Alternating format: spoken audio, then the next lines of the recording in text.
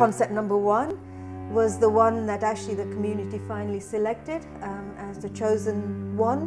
Whatever the reasons, I'm not sure, but I think probably people responded to many different aspects. Colour might be one.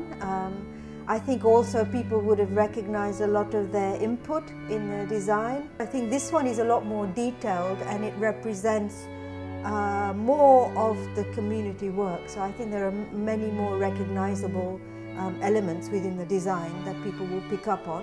It has a sense of scale that is relevant in terms of human height. So I think that might have been an element to it as well. And it has a lot of curiosities, you know, there are lots of fun elements and so many things. For example, there's a little girl here with a kite, and that was one of the images that came from a little 6-year-old during one of the workshops. There are flip-flops and footprints and other elements. So there are things that are big and small that can be picked up by either adults or children. For example, there's a tree here which is heart-shaped. The leaves are heart-shaped.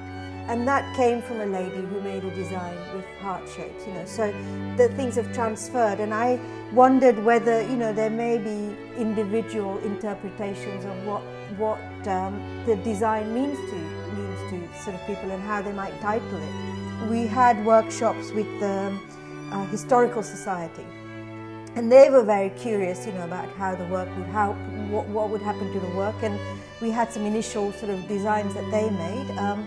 And then their designs were transferred.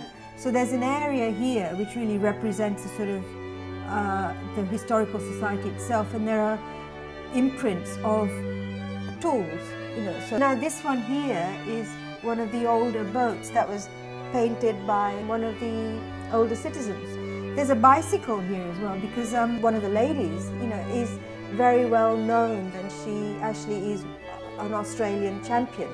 The school works was very important because we had a lot of work that really dealt with water, which is a big factor here, the sea and the underworld. We've also got some of the school work which Chelsea Heights, for example, their themes were trees. So the trees have actually become a big part of the design, and the trees have carried other symbols from other people as well, so they've become a sort of frame on which other work has sort of happened. The workshops also expanded my knowledge of the area, so the children came up with the idea of the wetlands. And again in the metal panels, so it's not just the painting on the walls as well, but we've got quite an intricate sort of metal cutouts in metal.